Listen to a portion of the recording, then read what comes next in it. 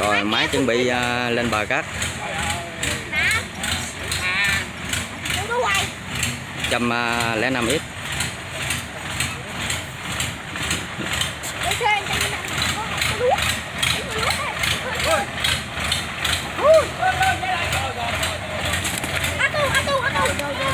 Rồi gãy gốc cây luôn. Gốc cây một rồi.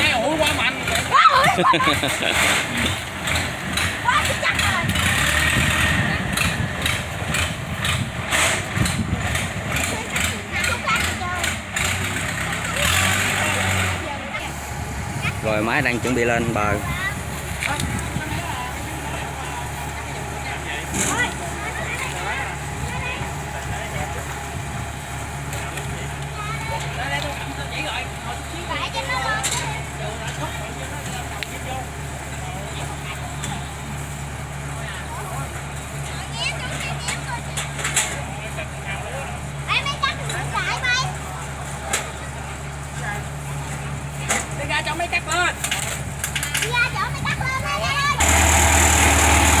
Rồi máy kéo lên trước, cái máy cắt lên sau.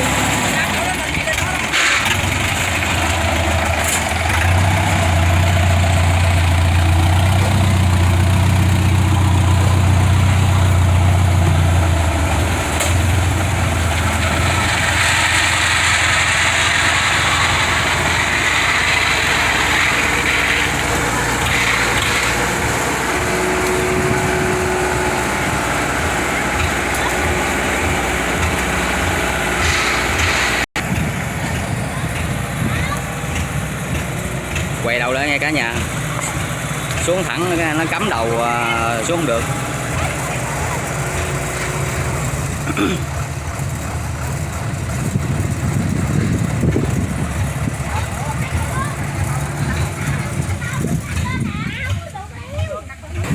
Rồi máy chuẩn bị xuống đồng đây các bác ơi.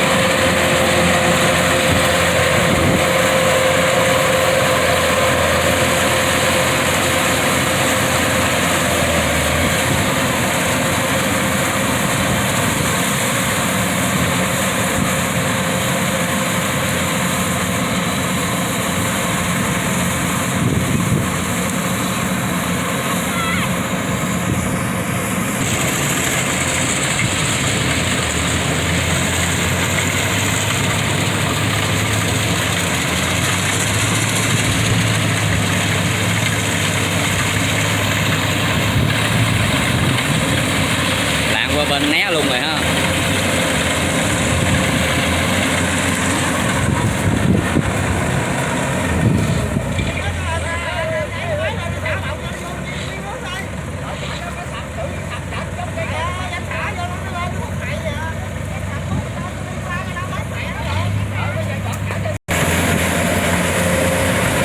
Chủ máy sợ lún không dám xuống luôn, kêu xả nước vô.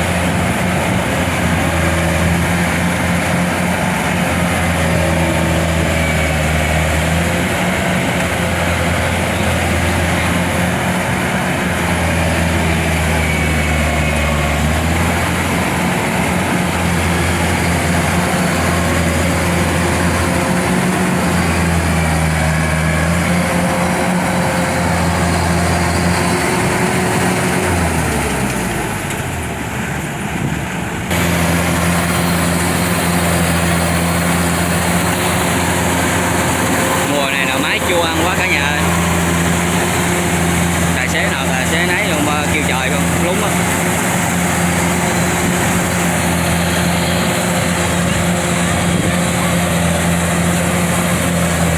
Chạy xe máy nguy hiểm lắm, đứng lại đây.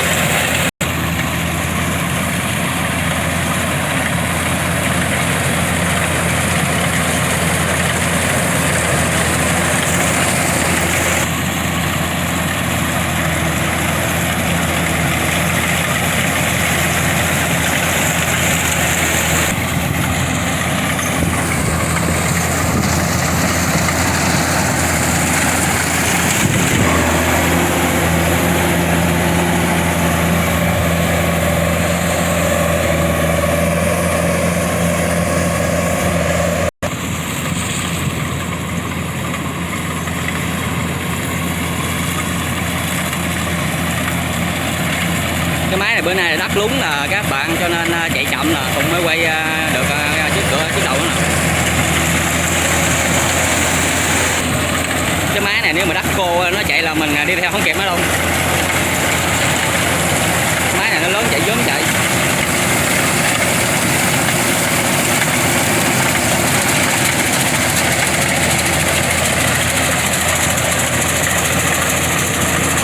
Có cả nhà thấy không, lún rồi kìa. Đúng là ngập được cầu luôn.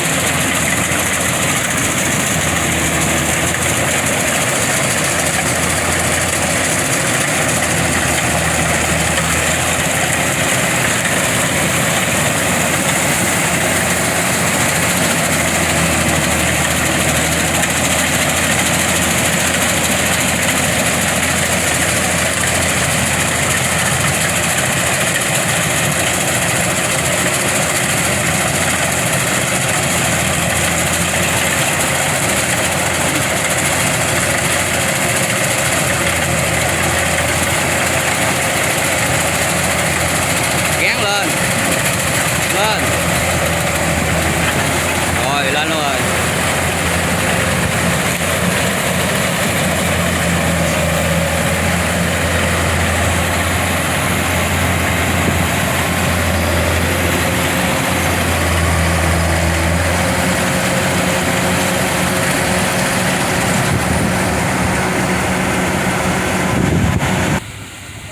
Thấy chưa?